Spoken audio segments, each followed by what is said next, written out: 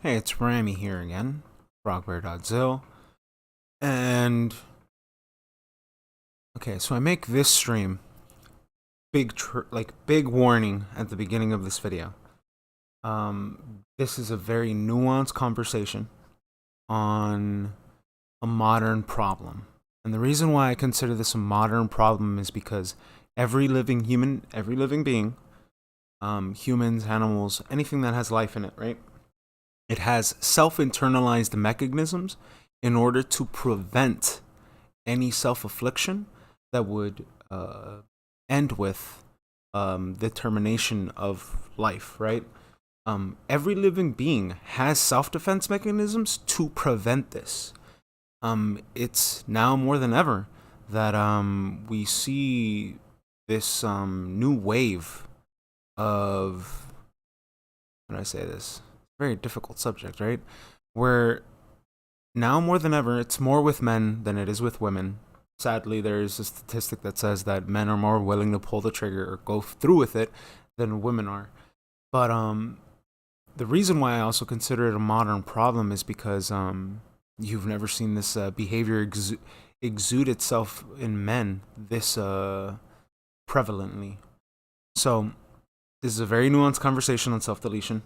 And knowing my lax self, I will probably say some very lax things, and it could probably trigger some people. But I want everybody to know that I've dealt with a lot of people who have found themselves in this situation, and I've seen a very nuanced perspective of it because I've seen, well, either way, we can get into that. But again, you've been warned, so don't stay here if you don't like this conversation.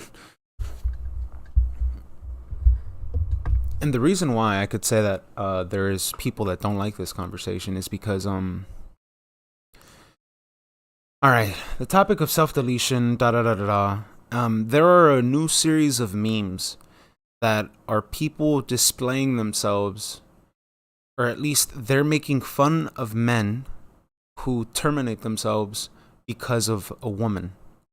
And you have no idea how often I saw that at college. And this was like 10 years ago, because I was in college in 2011, 2012.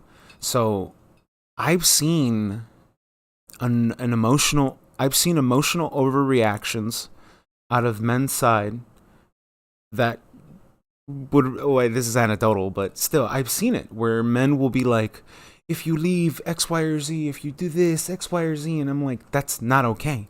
Like, and the only reason why men find themselves saying that sort of shit is because of all that emotional. They don't know how to deal with those fluctuations, right? I don't think a lot of people know how to deal with those emotional fluctuations. So, I don't know. To me, I've seen that that thing be used as a tool to emotionally manipulate people as well, and because it's a very drastic thing, right? Like, that's not something that's normal. That's not something that somebody should lean on because X, Y, or Z reason. That isn't that, how do I say this? It isn't that severe, right? Like, the issue at hand is not that severe that your last option is to off yourself. Like, that's not okay. So I've seen that situation play out for a variety of times. But what people don't account for is the backlash that happens to someone's psyche and someone's mental health. I still remember, I can't say his name, but right back to this college story where I've seen somebody want to self-delete themselves over a woman. And I could tell that it's his ex-girlfriend now. This shit's been years now. But at the time, I could tell that she knew. I could tell that to some degree the guy was telling her X, Y, or Z. If we don't work out, this or that, I might do this or that. And like, some people, I could see why some people would take the side of the female, but at the same time, what led for these circumstances to happen, right? And in reality, I'm not entirely too sure. I can only make assumptions because I never knew the full extent of the story. But one thing was for sure that I knew was this guy. I don't know. It's a very difficult subject to talk about, right? Like self-deletion. But still, that's still not something okay to lean on. Like, that is not a sort of behavior or a sort of solution, anything. And that's why I think it's a modern problem, because it doesn't make sense. We have every single internalized defense mechanism in order to not let this happen, yet men find themselves in situations where they let it happen. And the how this is a very nuanced conversation, because it has to do with like community, it has to do with environments, it has to do with self-internalized the handling and the processing of one's own emotions, especially during high peak emotional states. And nobody ever thinks about how the man got led to that situation, and how his decisions will then impact others, especially if he says some off the wall shit during this period of time, which I've seen plenty of times. And I think it's better for me to use me as an example, because I don't want to, names. So, right, I did say that I like punk music, right? So at some point in time, I would have considered myself emo. And the reason why I would have considered myself emo is because I found myself hanging out with people that were into self-affliction. And one thing you learn from this group of people is that they're not content with the idea of self-deletion. They're more content with the idea of self-affliction, because it's proof that they're alive. Every single emo kid that I've ever met who cut themselves, I could just hear, did you ever cut yourself? Oh, we're not going to talk about that. But this was such a long ass time ago, dude. It was like middle school, high school, so it doesn't even fucking matter. But they right, like, they self-inflict pain in order to make sure that they're alive, right? Like, so is their existence that void of any meaningful stimulation, that the only meaningful stimulation they get is pain? Like, is pain really the only thing that will suffice your existence, right? Like, is this the only thing that'll prove that you exist? Fucking weird to think about these ideas, but I found myself thinking about them plenty of other times. So the topic of self-deletion to me is kind of like, it's very difficult to talk about, because I've seen so many sides of it, but I've also noticed that, like, it's why I don't want to take one stance or another and just immediately be like, oh no, the man was right. Oh no, the woman was right. Because it's difficult. There are different circumstances that lead to these situations. And the way I see it, the man did it to himself and the woman did it to himself, because people make decisions. If you make decisions that lead for you to go down this path, that's your own fault. Like, because I used to be super optimistic about being able to save people. I used to be super optimistic about being able to, like, hear people's problems and think I can solve all of them.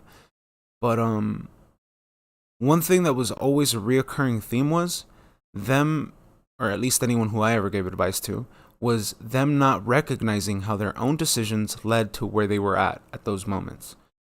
So this is why I look at self-deletion as a modern man problem.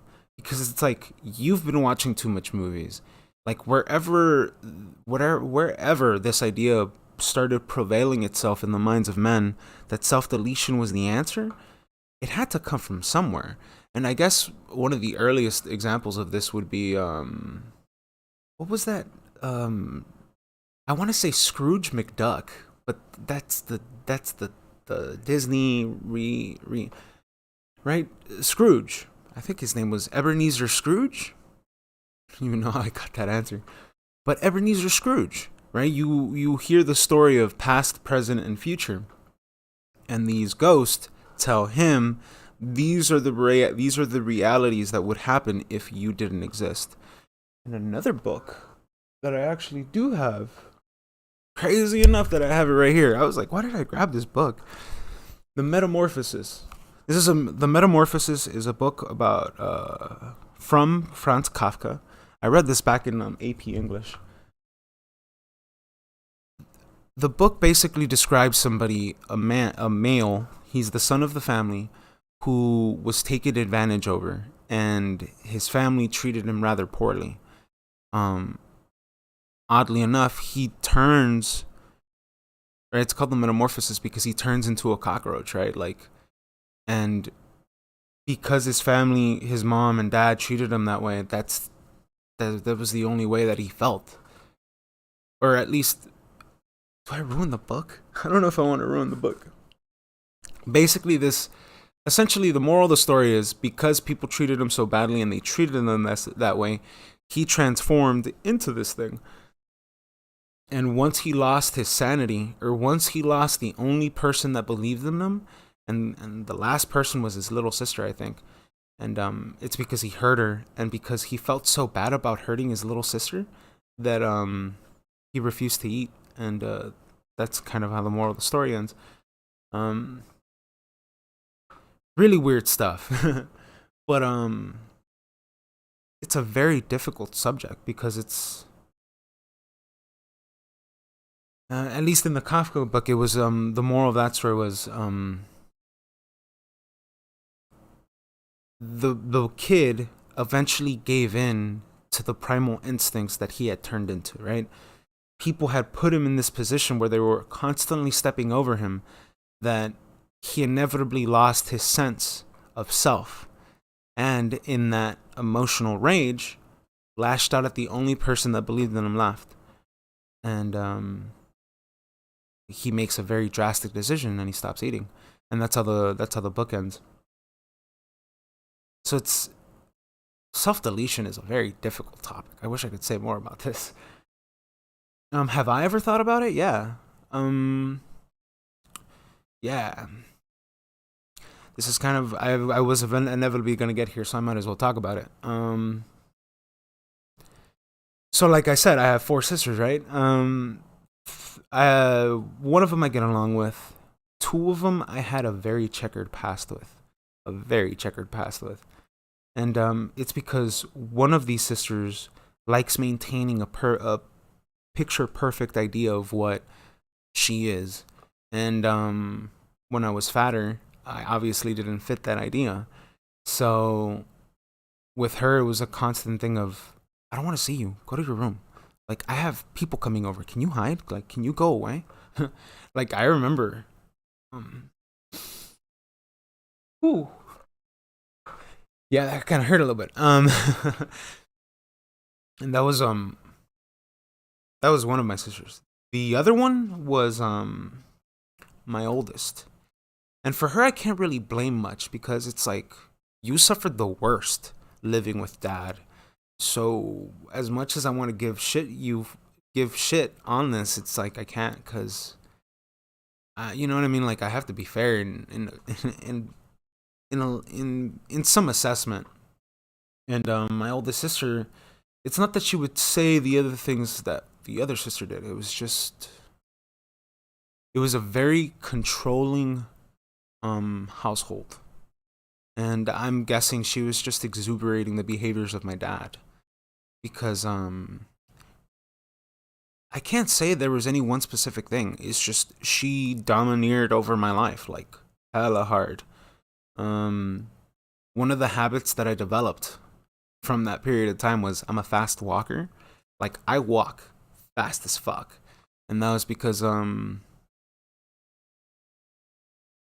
can't remember what happened, but it was around the time that I wanted to lose weight. She found a very nice opportune time to take me to the park, and dead ass, she would stand behind me, put her hand behind me, and walked fast as fuck. Like, I don't know.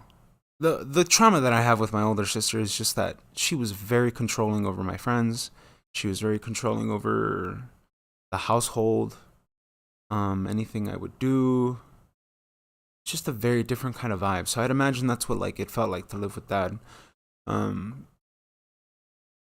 Either way, well, experiencing these 2 aspects of life made me develop an internalized I don't know. I felt like, we a modern man problem, where, or at least I was a boy at this time, where I don't know why, I just thought that it would be easier if I just wasn't there. And that's not the solution. There's so many, right? Like, inevitably, what always got me out of those ideas was knowing that, yeah, it's bad now. Yeah, my sister's this and that, whatever the fuck. But I always remembered, like, I had friends. I have my mom. Like, I had at that time, he was like my best friend, but he was my cousin, George. Um, so I had enough reasons to always be like, no, not a solution. And talk about my middle school days. Not a very nice subject. But it always comes down to some degree your reality isn't being affirmed. And when that happens, I guess men find it easier to just delete themselves from everything, I guess. That's not a fucking solution at all. And it's so stupid. Like, either way, at that time I could see why those ideas developed, but it was because I don't have a male figure, let alone anyone to talk real sense to me. Like, none of that really happened until I got into high school and I met better mentors. Yeah, I would say mentors. So I just met better people who mentored me better, and all those ideas just kind of vanished. Like, I remember in high school, I was that fucking dweeby cringe kid who was like, high five, high five, high five. And all of those things, I developed that very optimistic personality because of everything that I had lived through in middle school. Really weird stuff. But because I understood that aspect of life, I could see it in other guys and I could identify it. And I guess to some degree, I always found ways of tackling their issues, because I remember saying so I edited these portions out of the other video because I felt it would be more necessary for me to use that as a longer form video to talk about this. Where it was just that I could see the pain people carried, and I had very interesting ways of bringing it out of people. So it's kind of why I think I became a target of my ex, because I was very empathic. I was very forthcoming with, like, asking the questions of what was wrong, what's this, what's that, right? Like, getting into internalized problems that people wouldn't even know that they could get it. Like, I could get that out of them, but it comes with years and years of just being able to, like, understand people, because I've seen so many people, I've encountered so many people. So when I look at the topic of self-deletion, the way I've seen it manifest in the men, it's more a thing of the culture, because I don't know, like, I'm very biased towards what I think is self-deletion, because a lot of the times, and I mean a lot of the times that I saw it come up or spring up, was the guy was just getting his heart broken. And it's just like, there's no reason for you to get your heart broken with this female and then for you to think this is the solution. Like, how do you get those two conclusions? Like, there is still a long life ahead of you. And then the worst part is, they'll tell that to the female. And then it becomes this whole emotional battle, back and forth, back and forth.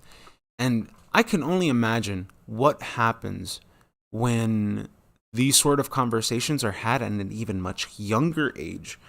Because, as there is toxic masculinity, there's toxic femininity. But these things had to come about some way, somehow. And one of the things, all right, so this was when I was at the community college studying for the AA for computer science, for me to get a computer repair thing, whatever. while I was there, um, I have a very nerdy complexion, right? I'm fat. I look very dweeby, very pudgy cheeks.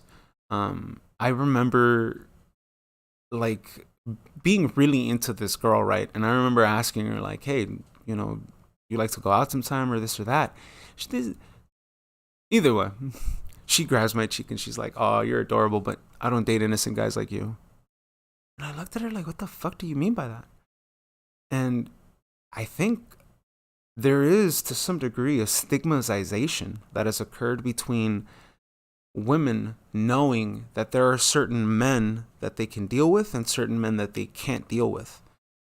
And I think the men that they would assume would fall into the behavior patterns of self-deletion, they avoid them like the plague, which is why I think she avoided me.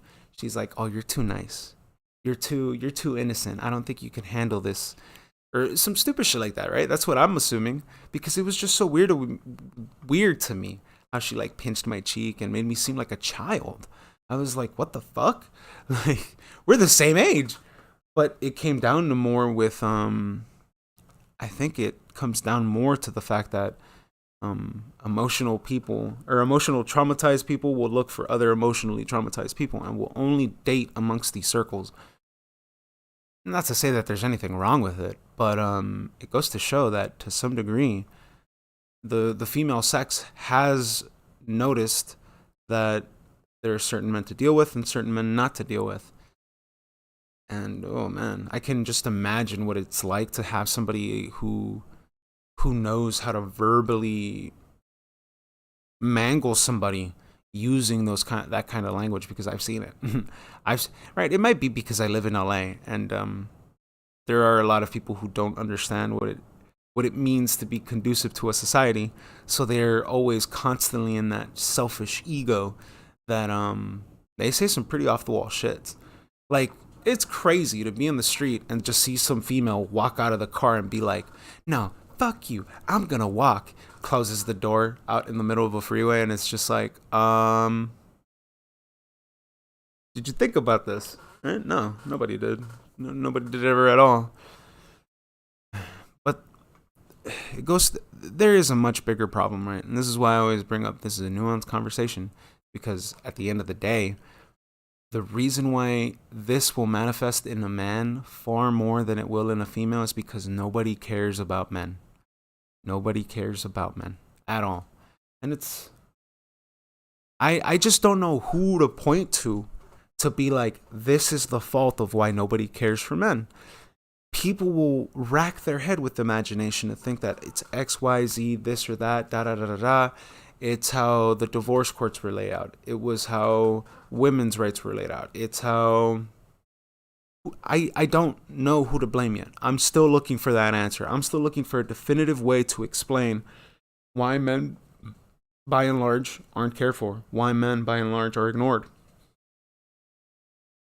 I'm and it all goes down to, at least the way I see it, it goes down to the importance of the community, the importance of the role of a male figure.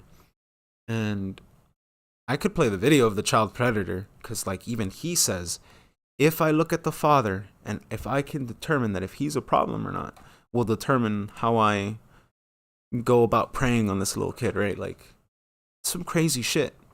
And when you look at the agenda that has just been, what do I say, a reoccurring theme in our reality, it's all to the degradation of our families. It's all to the degradation and the separation of mom, dad, and kids because it all fits this specific agenda. And, I think I posted this video on my Instagram talking about why women were taken out of the house and put into the workforce. Um, Aspects of it were, well, they can't get taxed. And if they can't get taxed, big government doesn't like that because Al Capone was somebody who popularized how to evade taxes and how to evade getting arrested because he put everything under his wife's name. Loosely describing this. What was I going to say? Oh, yeah. I was going to explain Carnegie and the Ford Foundation and the Rockefeller Foundation. Essentially, they just wanted more They wanted more people in the workforce to generate more revenue from taxes, from, paychecks.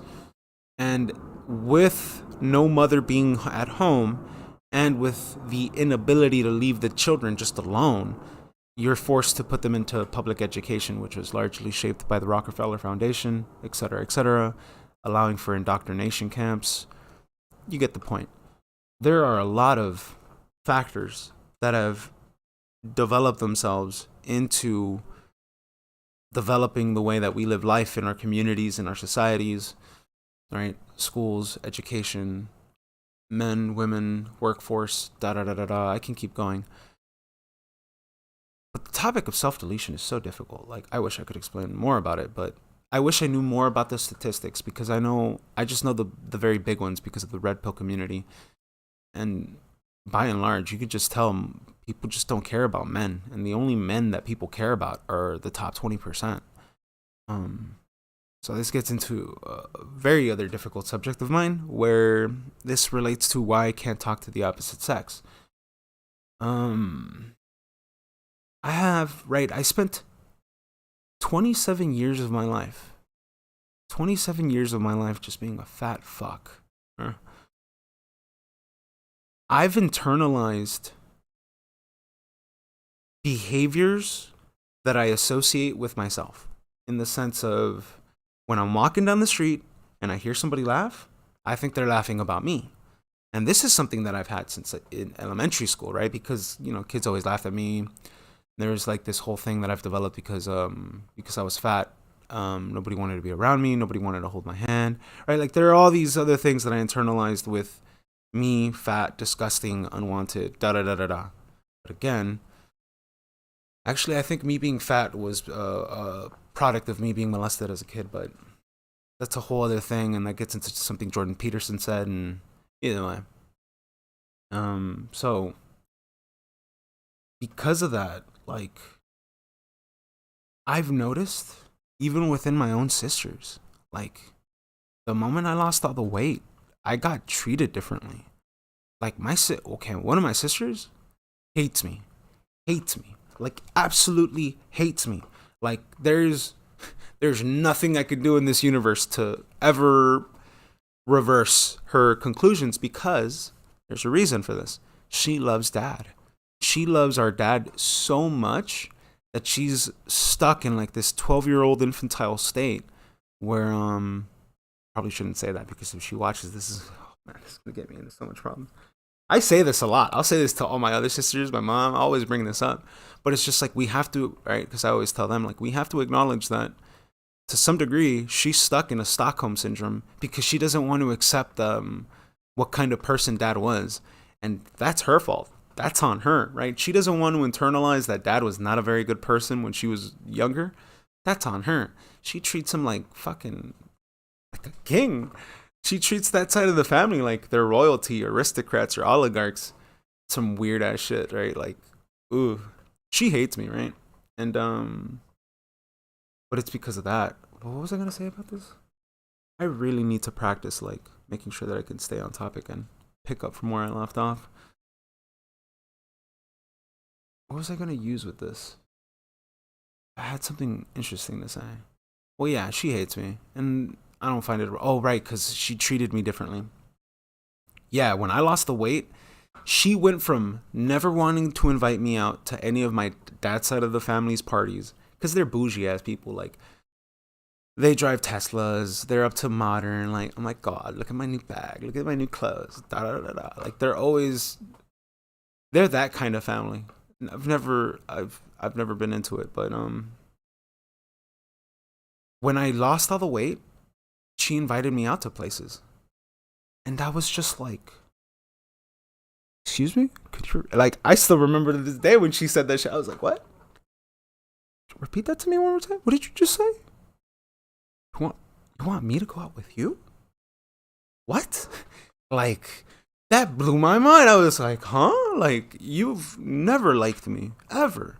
You've never wanted to treat me this way, ever in my life. I was in shock, my boy. Like, my heart stopped. You made my heart skip a beat. What the fuck did you just say? It's my own sister. Fucking retarded. And it wasn't just her. It was my older sister Vicky. It was Nancy. It was Ileana. Like I noticed the most subtlest of behavioral changes with them. But it also came down to me too. Because I had no confidence in myself when I was fat, that I never spoke like this. I never tried speaking eloquently. I never tried. Well, then there's also the thing with brain fog and the fact that I re-educated myself. There's a whole bunch of other things that accumulated to me being right here.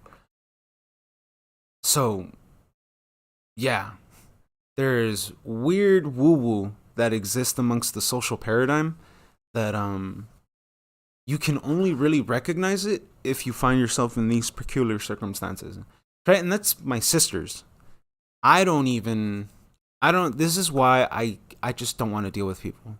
Like, yeah, I'm 30 years old. I still got I remember somebody like, bro, you still got like 7 years of partying in you, man. You could still do this. And I looked at him like, no, fool, I'm okay. Like, I don't need none of that shit in my life. Because I will always forever remember and internalize the different treatment that I get from people. That does not sit well with me. Like, if that's just me, I could only imagine what it's like to being like somebody who's not very good looking. And I can imagine what living life as a male like that would be. Because I just remember the very, very specific behavior that people treated me with growing up. That now that I'm like this, all lost all the weight, looking even better and this and that, and I'm still working out, like all this other shit, I internalize that so differently. Like it really fucks with me to see certain people who treated me very poorly started treating me differently. Like it just oof.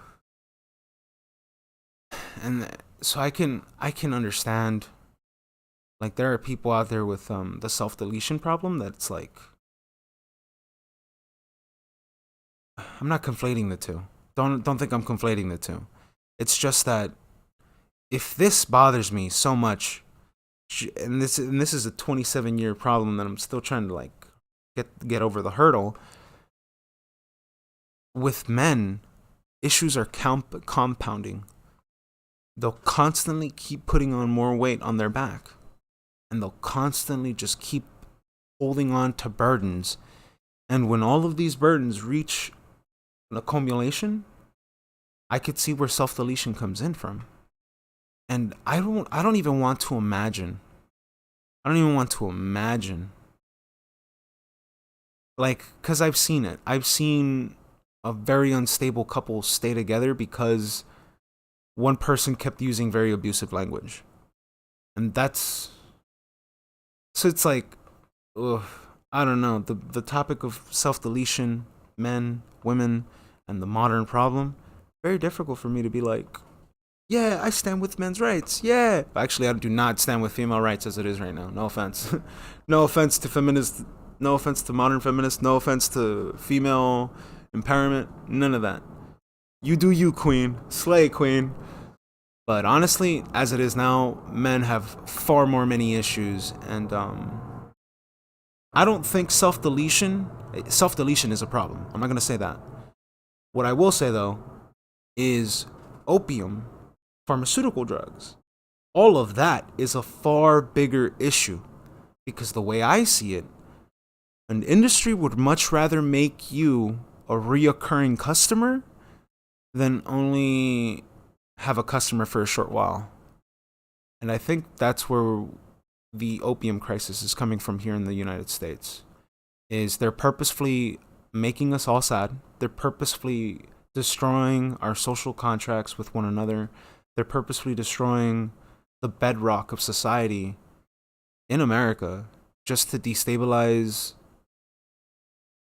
the minds of men and women in order to make them pay pigs, in order to make them all reoccurring customers, right? Because with women, it's all the pharmaceutical drugs that they'll provide them and all the services that they provide to them.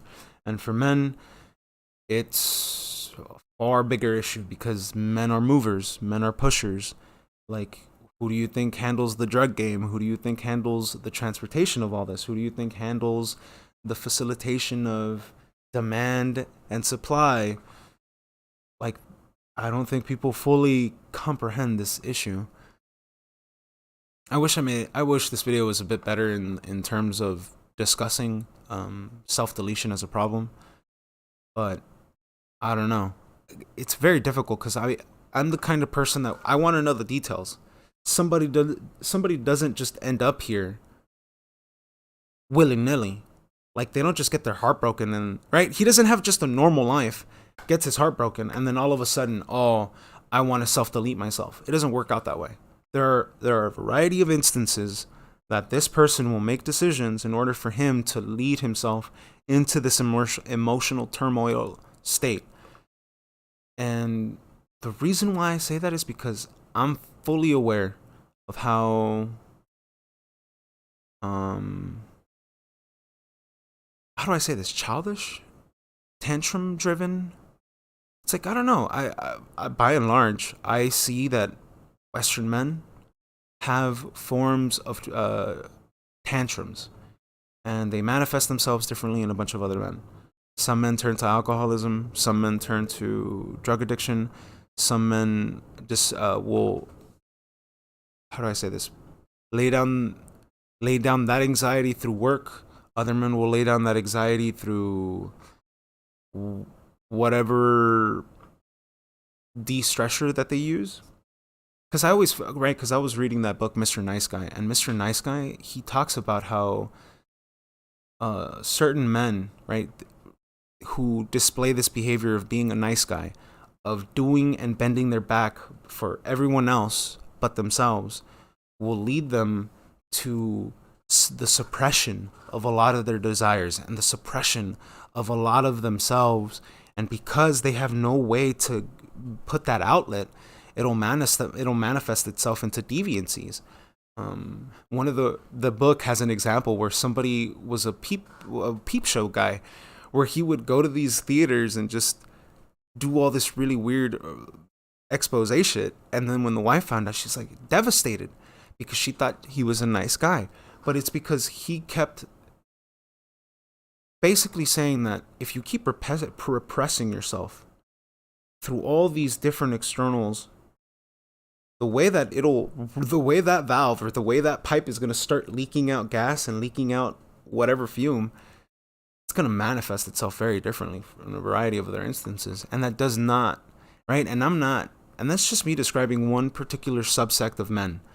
That does not describe other subsect of men like my buddy Hondo. My buddy Hondo, I really couldn't describe to you this man's mental state. Like, I really couldn't.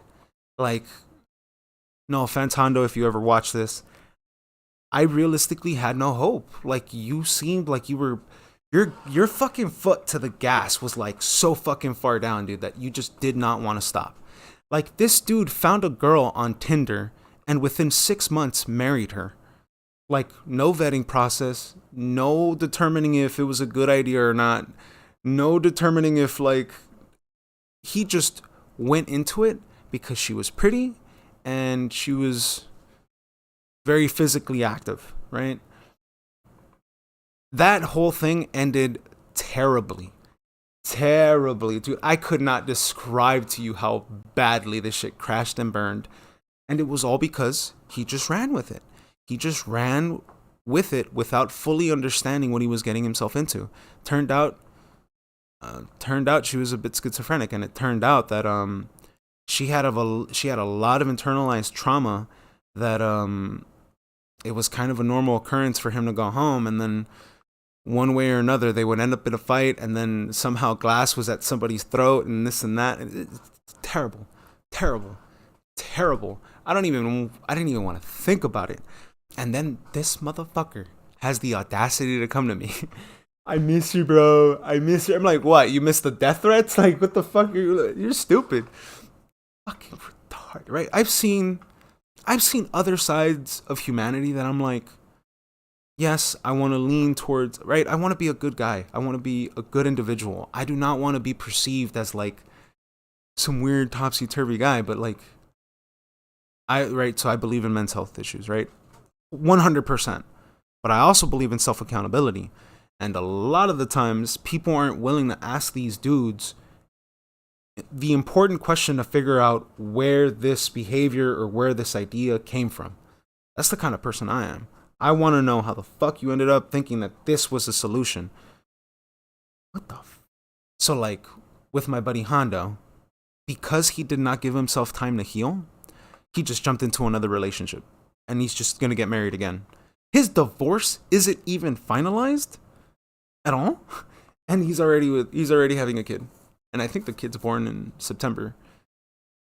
I don't know. I just find myself I've seen lots of sides of human. I've seen lots of sides. So for me, it's very difficult to want to take any one particular side and be like, oh, it's because X, Y, or Z, and this is the definitive. Anything that relates to the human psyche, not very definitive. Very nuanced, it's very broad, and it's very difficult to put a finger on it. And I think it's important to understand that there is a lot of manipulation that goes on between men and women. So we don't know, right? Because I've seen men, not a lot, but I've seen men abuse. I'm gonna do this to myself if you leave me. I will have nothing to live for. But at the same time, it's like, that's not a solution because you're ruining somebody else's life. That's the equivalent to black magic. That's the equivalent to, like, you're messing with so much karma at that point, because I wholeheartedly believe that, you know what I mean? Like, if somebody's like that and they have a family and then they have children, I do not want to internalize in my head what that child is going to feel. It would be gut-wrenching. It does not make me feel good to think about that. I don't know. I don't even want to continue that thought process. Right? But then there's also the other inverse side of things, where what if it's the woman who's what if it's the woman who's emotionally manipulative, who's gaslighting him, who's doing X, Y, or Z, or who's doing this or who's doing that? And imagine that they have a family together. That kid's going to internalize things very differently from the other side of things. Because, I don't know. I've seen both extremes when women take it too far and men take it too far. And it just develops into a very different subset of trauma with the children specifically. So I don't know. Like, I could see it. Well, I've seen it actually, where there's an emotionally manipulative woman who drives somebody else to thinking that suicide is the only answer. And at that time, with that specific instance that I know of, it was because she didn't want him dating other girls. And that made no sense to me. Because I'm like, hold on, woman. I get that you want him for yourself and you'll manipulate him whatever way to keep him for yourself. But you cheated on him. You don't even like him that much. What the fuck do you mean that you want him and don't want him all at the same time? Like, what? I'm just saying, like, the modern problems of the human psyche are so complex that for me it's very difficult to want to take one stance or another. This is why I had to put trigger warning at the beginning of the video, because this is a very difficult subject. Very difficult. And especially me, because I consider myself a gestaltist. I do not subscribe to any of the American models of psychology because they're too segregated. They're too confined into these parameters that don't want to account for the other variables in the equation. And the reason for that is because of what the Tavistock Institute discovered. I don't know if anybody knows what the Tavistock Institute is, but the Tavistock Institute was basically it was like a human research center that they would call themselves a psychiatric ward, but in reality, what they were doing was they were just experimenting on the human condition, the human experience. And I think one of their modern institutions is actually closing down in the UK. Still, I look at it from the perspective of what has the science discovered and what is known as a broad topic. And usually you can discover that it was for a reason. It's why they don't teach psychology in high school anymore. The reason why they don't teach psychology in high school anymore is because it would leave you too well rounded. It would leave you so well rounded that you wouldn't actually associate with anybody who has traumas. You would probably be able to have the wherewithal to be like, oh, these behaviors are negative, so I'm not going to hang out with you. And if the kid who has those negative features looks at that, it's like I said before, they will internalize that. Why do these symptoms and why do these problems sound so similar? It's because they'll internalize that and realize, oh, I have those issues. And then they'll read the book and be like, oh, it's because X, Y, or Z. That's how I got into psychology. I got into psychology, I can't remember what, but it was like, what was it? It was like a documentary, I think. 9th grade, 10th grade? Where was I living? Either way, I'm getting lost in this. Where looking at that, I realized, whoa, that part of the video just described my sister. Whoa, this other part just described my dad. And I started realizing that there was this overlap of a place where I could get answers for why my family was the way they were.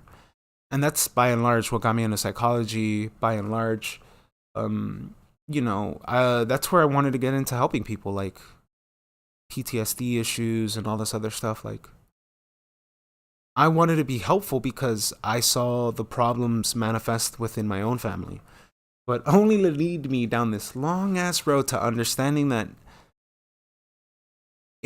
a lot of it is in our control, but we tend to believe it's not in our control.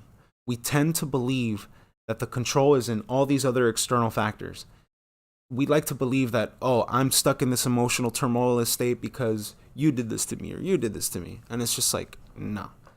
It's a much broader issue. And it's how I got into conspiracy theories. It's how I learned about the Tavistock Institute.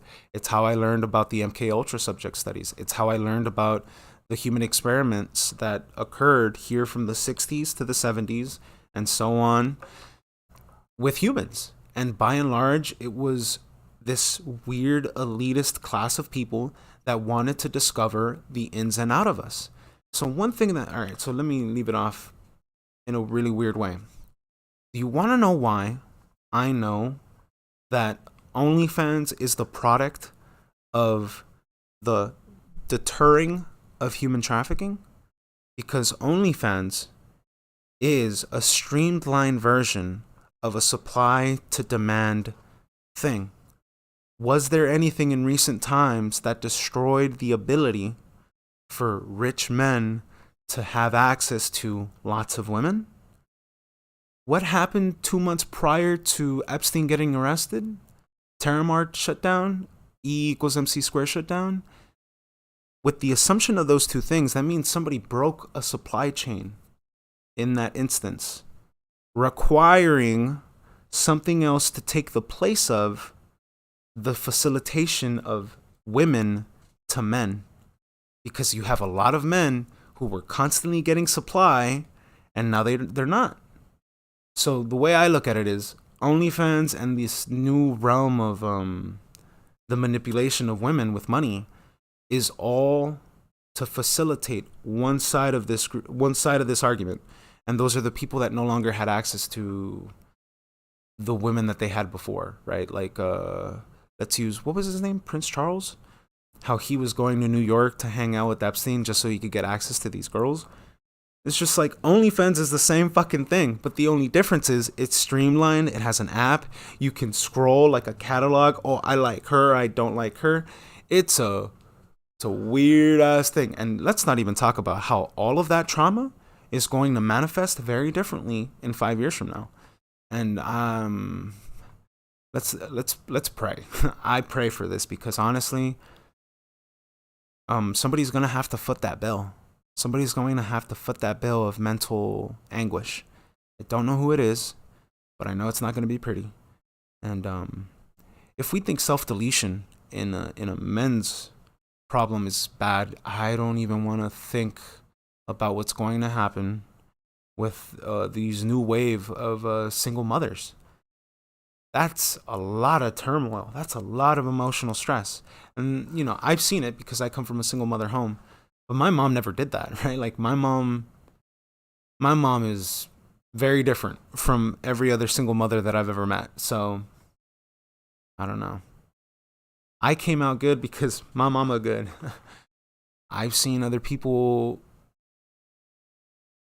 I don't know. This is why I believe in human resiliency. I think I've gone too far. I'm like 50 minutes in. Do I continue? Do I not continue? I don't know. There's a lot to be said. There's so much to be said about this topic that I don't even know anymore. Great stuff. Hopefully I did an okay job. But the next video is going to even expand this even further because, like I said, the topic of self-deletion gets so broad. It's that now there's online communities. There's a whole other plethora of auxiliaries that add to the problem, incorporate to the problem, or exacerbate the problem. So, I don't know. I probably did a very piss poor job of talking about this issue. But we'll leave that as the first video. The next video is going to be about MGTOW and incels, and how I am an incel. My name was Ramirez. Thanks for watching this episode of